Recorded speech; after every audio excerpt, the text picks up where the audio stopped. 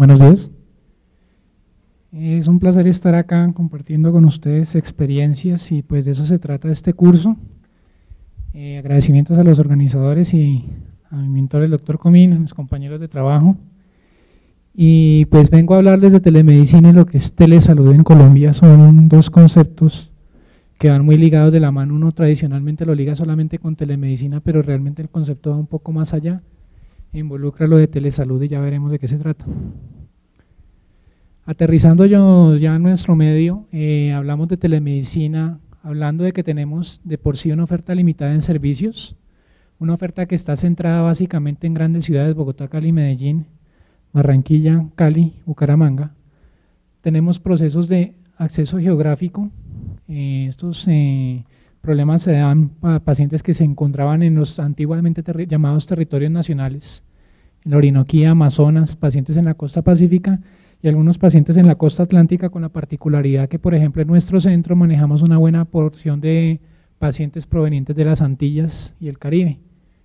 Tenemos unos débiles procesos de referencia y contrarreferencia, no solamente que afectan a nuestra institución, sino a todas las instituciones a nivel nacional, y ello redunda en que nuestros pacientes paseen de clínica en clínica, en una hospitalización en Medellín, otra en la Clínica Colombia, otra en la cardioinfantil, otra que puedan terminar en Hospital San Ignacio, por ejemplo. Y tenemos carencia de talento humano calificado en dichas áreas.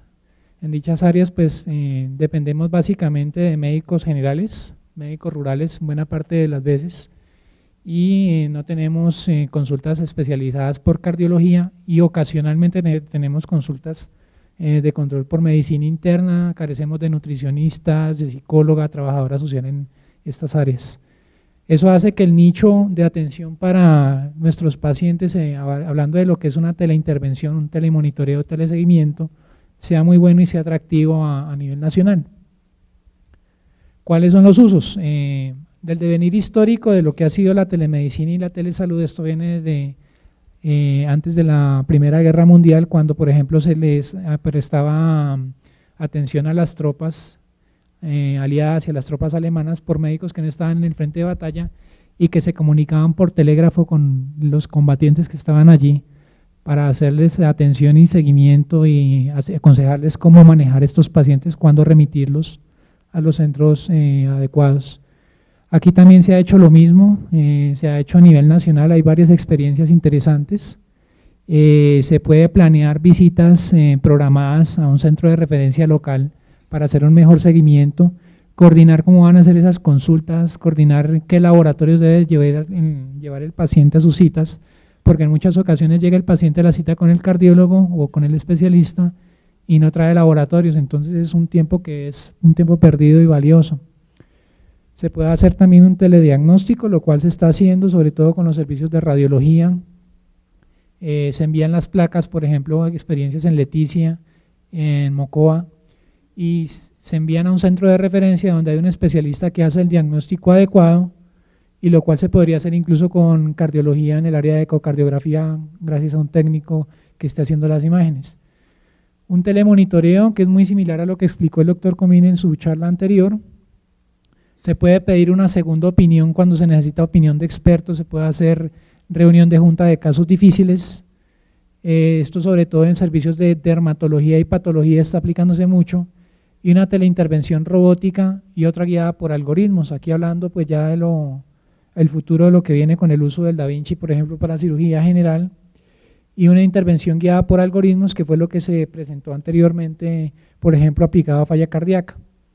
También se puede hacer un fortalecimiento con los procesos de referencia y contrarreferencia, porque estos pacientes volverían a su sitio primario de atención, se les puede hacer un seguimiento y unas recomendaciones generales, y se especifica que no se le haga ningún cambio en la pauta de atención, a menos que se requiera por algún grado de descompensación o cambio en la condición basal del paciente. Los servicios que más se han ofertado a nivel nacional en el momento: dermatología, radiología, cardiología, patología, psiquiatría y cirugía general. Entonces vemos que estamos involucrados todos los actores en salud, y aquí yo también hablaría de que la enfermería tiene una buena porción de intervención y que se puede hacer. Ya hablando en cuanto a telesalud, nos referimos al uso de los pacientes, que serían los mal llamados consumidores, así aparece en la norma, y unos proveedores de servicios de salud en áreas distantes. Entonces involucra todo el conjunto. La telemedicina va guiada solamente a los servicios que puede ofertar el centro, en el sentido de que va dirigido al paciente y que acepta las tecnologías de la información y las comunicaciones para hacer procesos de diagnóstico, tratamiento, prevención de la enfermedad, cuidado de heridas y formación médica continuada y formación paramédica. Otro concepto diferente es el concepto de cibersalud, en el cual simplemente nos enfocamos a las tecnologías de información y comunicaciones, hablando de apps, tablets, otros dispositivos de monitoría, monitoría de signos vitales, por ejemplo en unidades de cuidado intermedio e intensivo a distancia, que también se está haciendo en Colombia. Y cuando hablamos de telesalud es todo este concepto integrativo. Cuando hablamos de telemedicina nos damos cuenta que realmente es solo una pequeña proporción de todo lo que se puede hacer. Entonces yo creo que debemos cambiar el concepto y enfocarlo un poco más a telesalud. Y la telesalud, de las recomendaciones que se dan en las juntas de expertos a nivel latinoamericano, porque ya tenemos juntas de Latinoamérica que hablan acerca del tema, hay que pensar mucho en las necesidades locales y no tecnologizar la atención y llenarnos de aparatología y aparatos que son costosos, sino unos algoritmos claros acerca de qué es lo que debemos hacer y cómo debemos enfocarlo. Se habla mucho de minimizar costos y no maximizarlos. Hay que hacer las cosas sencillas, lo más costo efectivas posibles y logrando la mejor adherencia y el mejor autocuidado de los pacientes.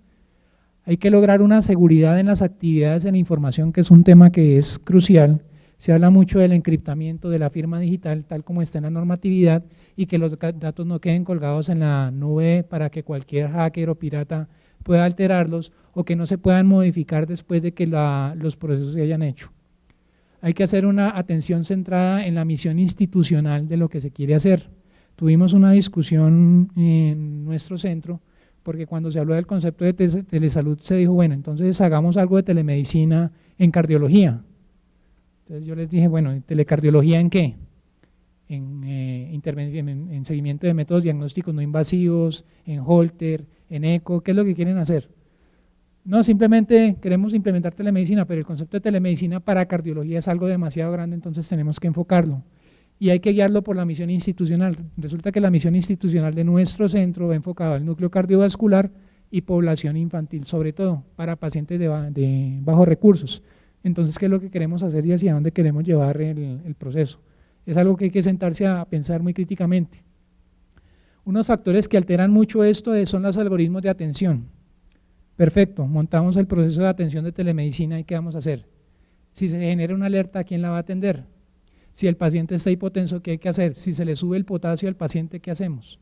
Y si el paciente necesita que le reprogramen el dispositivo o que le hagan una placa de tórax porque tiene una neumonía, ¿a dónde lo mandamos y cómo va a ser el proceso de control de eso? Hay que crear precisamente esos algoritmos y hay que asegurarse que el proceso de referencia y contrarreferencia esté adecuadamente cubierto.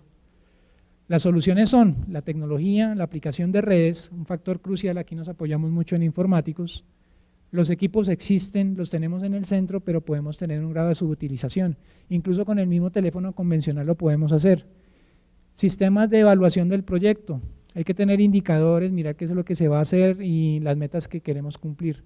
Y la coordinación entre los diferentes niveles, no podemos dar la pelea colocando un resincronizador, un dispositivo de asistencia ventricular en la Fundación Cardioinfantil cuando el paciente se va a Putumayo y resulta que no lo autorizan el carvedilol, o el paciente no se pesa. Entonces hay que ser muy consecuentes con eso. Y hay que mirar cómo va a ser los controles de ese paciente, cada cuánto tiene que ir, lograr que tenga un albergue, que la EPS o la aseguradora se haga cargo de ello. Hay que hacer rediseños de procesos, muchas veces lo que habíamos pensado inicialmente realmente no resulta y hay que repensar todo. ¿Cuál va a ser el impacto cultural que queremos lograr? Como lo decía el doctor Comina, a pesar de que sean pacientes iletrados bajo nivel cultural, muchos de ellos pueden tener buena adherencia, puede que no sepa leer, pero sabe cómo tiene que tomarse los medicamentos, los sabe identificar y sabe identificar los signos de alarma. Y hay que hacer un reamoldamiento de ello de acuerdo a las circunstancias. No es lo mismo hacer telemedicina en Bogotá que hacer telemedicina en Mocoa, Leticia o La Guajira. Estos somos nosotros, la comunidad del Anillo, entonces estamos involucrados todos, el cardiólogo, la enfermera, el médico de atención primaria, el cirujano cardiovascular, el electrofisiólogo, todos hacemos parte del mismo problema. ¿Qué sabemos en nuestro medio? Les voy a traer las estadísticas del DANE, que es el Departamento Nacional de Estadística para Colombia. Esta es nuestra pirámide poblacional y ha habido un viraje entre la población del 1993 a la del 2005. Nuestra pirámide poblacional se va acercando más a la franja media y ya ha dejado de ser tan triangular la pirámide y se ha vuelto un poco más recta en la parte central. Ello hace que el grueso de nuestra población se encuentre en la franja de adultos en edades tempranas y adultos jóvenes. Entonces tenemos pacientes, la mayoría de población entre los 30 y los 60 años. ¿Esto por qué? Porque esto va a impactar la población final a la que vamos a llevar los recursos. La distribución de densidad poblacional habla que los pacientes que están en las zonas de color un poco más marrón son las zonas con mayor densidad poblacional y las zonas más amarillas son las menos pobladas. El mayor problema de seguimiento de los pacientes los tenemos en la periferia colombiana, lo tenemos en la zona pacífica y alguna zona que involucra la costa atlántica. Ahora, ¿cómo es la proyección de crecimiento poblacional? El grosso de pacientes van a estar asentados en la zona andina, Medellín, Cali, Bucaramanga, Santanderes. Va a crecer de forma importante la costa atlántica y vamos a tener el mismo problema de densidad poblacional y atención en los antiguos territorios nacionales, el litoral pacífico y algunas zonas de la costa atlántica. Ahora, ¿cómo es el gasto de recursos en salud en nuestro país? Esta es la proyección que tiene el DANE 2000 a 2005, cómo ha sido el gasto. Lo que está en color rojo son los regímenes especiales y lo que hablamos de régimen contributivo en salud, es decir, los pacientes hacen una cotización periódica de forma obligatoria al sistema de salud y el sistema les retribuye en esto. Hay otra proporción de población que tiene otros tipos de aseguramiento, lo hacen por consulta privada o por algún tipo de póliza. Este es el gasto que tiene cada hogar en cuanto a gastos en salud. Hay otro grupo de pacientes que tienen algún tipo de seguro, otro tipo de pacientes que tienen un gasto en seguridad pública y otros que están por régimen subsidiado, que son pacientes que por condiciones económicas no pueden cotizar, pero que están involucrados en el sistema. Entonces, nos damos cuenta que buena parte de la población depende de régimen subsidiado, régimen contributivo, o tienen algún tipo de seguro y eso también hay que tenerlo en cuenta a la hora de hacer la financiación de los programas de telemedicina. Ahora bien, ¿cómo lo vamos a hacer? Yo creo que lo más fácil para hacer seguimiento en nuestro país por ahora es la telefonía, ya miraremos cómo es la telefonía fija y celular y este es el crecimiento esperado de la telefonía fija. Volvemos nuevamente a lo mismo que pasaba con la pirámide poblacional y a la gráfica de distribución de densidad poblacional, buena parte centrados en la zona andina, Santanderes, Cali y Barranquilla, Cartagena, Santa Marta. Ahora bien, ¿cómo es la distribución de las tecnologías de la información y las comunicaciones? Buena parte de la población está usando equipos portátiles de escritorio, otra parte solamente usa computador de escritorio, otra parte solamente usa computador portátil y una minoría usa las tabletas. Bueno, la distribución por hogares que no poseen un computador de escritorio portátil o tableta, piensan que es demasiado costoso, más o menos el 60% de la población. Hay otros que no están interesados en usarlo, que son los que están en azulito y no saben cómo usarlo, más o menos como el 10-11% de los que respondieron la encuesta. Aquí en cifras del 2013, ¿cómo es la proporción de uso de telefonía? La telefonía celular es la campeona, una cobertura mayor que en España. Viene en menor uso el teléfono fijo y otras tecnologías de telefonía móvil que vienen posteriormente. Ahora la proporción de hogares que poseen cobertura de internet, la cobertura de internet desafortunadamente no es tan amplia, entonces por eso es que se debe trabajar un poco más en teleseguimiento en telefonía móvil. Y ahora las razones por las que no se usa la telefonía móvil, los costos vuelven nuevamente, carecen de dispositivo para conectarse a internet o no hay cobertura en la zona y hay limitaciones porque no se considera pues también necesario el uso de la telefonía. La proporción de computadores que de personas que usan computadores en cualquier lugar, dependiendo del nivel educativo, pues nos damos cuenta que a mayor nivel educativo en Colombia esto sí impacta el uso del computador. Ahora la proporción de personas de 5 y más años que usan internet según el propósito, la gran mayoría de las personas lo usan para redes sociales, correo y mensajería, y esto pues va muy ligado entre el total nacional, si están localizados o no en una cabecera municipal, y esto involucra también a buena parte del área rural, donde se mira, por ejemplo, que los pacientes también hacen consultas de bancas, procesos de educación y aprendizaje, actividades de entretenimiento y obtención de información general en la red, es decir, las personas son bastante inquietas al respecto. Ahora las que usaron internet según el uso, la mayor parte de las personas lo usan en el hogar, eso también es una ventaja para nosotros.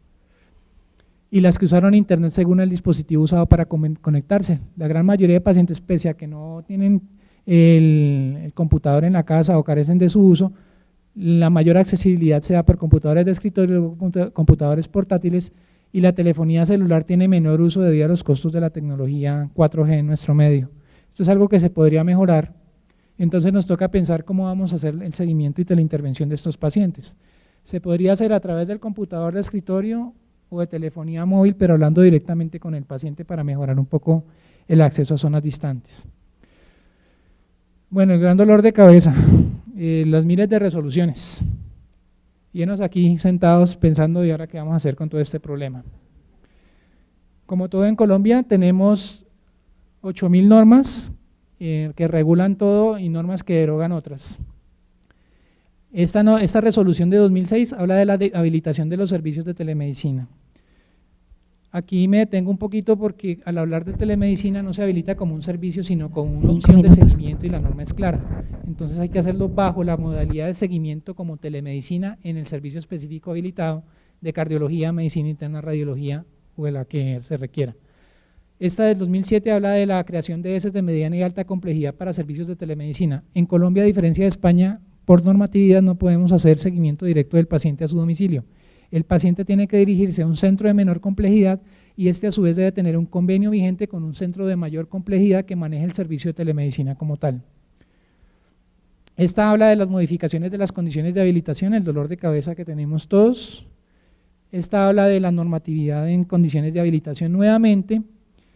Aquí una buena noticia, en el 2011 la telemedicina entró a ser parte del POS, el Sistema Obligatorio de Salud, y hay un documento COMPES, el cual regula cómo va a ser la planeación tecnológica y económica para implementar tales servicios.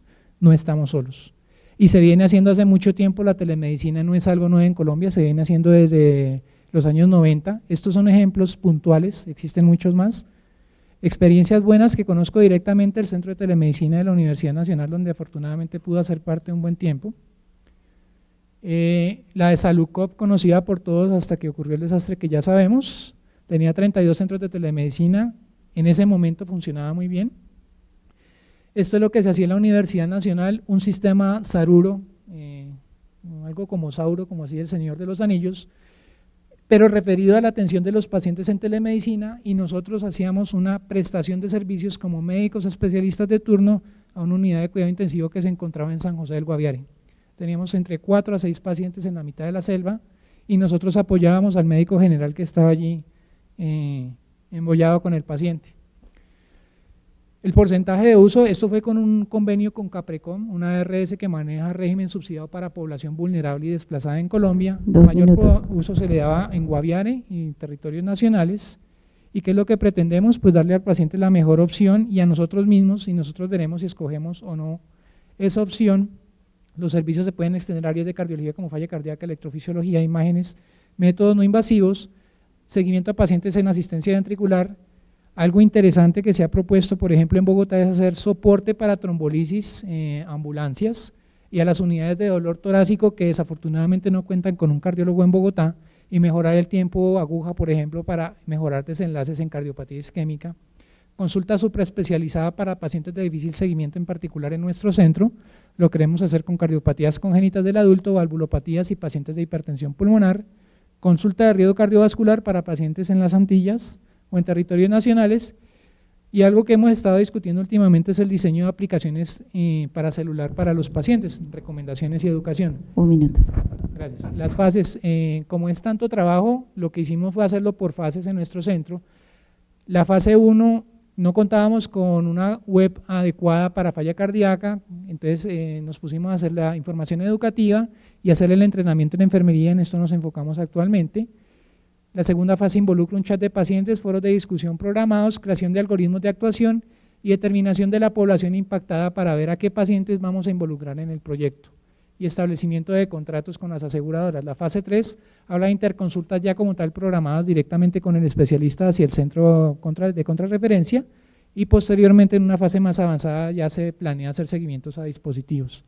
Las necesidades: cardiología, alarmas adecuadamente parametrizadas, algoritmos de manejo, una enfermera que va a ser crucial en el manejo, laboratorios de referencia confiables para que se hagan nuestros exámenes de lo que queremos que se haga cuando debemos hacerlo, la conectividad de banda ancha, una línea telefónica de respaldo como backup y una historia clínica sistematizada que se comparta con el centro de contrarreferencia. Las necesidades, imágenes de alta definición, videos, sonido, tiempo real, soporte de consulta farmacéutica, trayectorias de pacientes para saber qué toca hacer con el paciente y hacia dónde debe ir después del proceso, volcado del reporte de telemedicina en un archivo PDF que quede directamente consignado en la historia clínica, un acceso para clínicos online, una hoja de vida del paciente para que no me toque devolverme a revisar todo el historial del paciente para saber qué tiene, hoja de vida de los equipos, soporte de ingeniería a las 24 horas que varias veces nos pasó en nuestra experiencia, tocaba llamar al ingeniero a las 3 de la mañana porque se caía en internet, y cálculos de los índices de riesgo quirúrgico, sangrado, trombosis, pronósticos y los índices de fragilidad acerca de qué es lo que tenemos que hacer. Las limitantes de nuestro medio, los algoritmos de atención nuevamente, la capacitación del personal que es fundamental, alinearnos con los objetivos estratégicos de la entidad donde nos encontremos, limitación en el uso de la intranet, no todas las instituciones la poseen, cobertura de contratos, las barreras culturales que tenemos por mitos urbanos que creamos en nuestras mentes, la relación con las aseguradoras y uno de los grandes inconvenientes que tenemos y que debemos cumplir acá es que nos dejamos absorber en el día a día y nunca planeamos qué vamos a hacer. Entonces, que la fuerza del plan nos acompañe. Muchas gracias.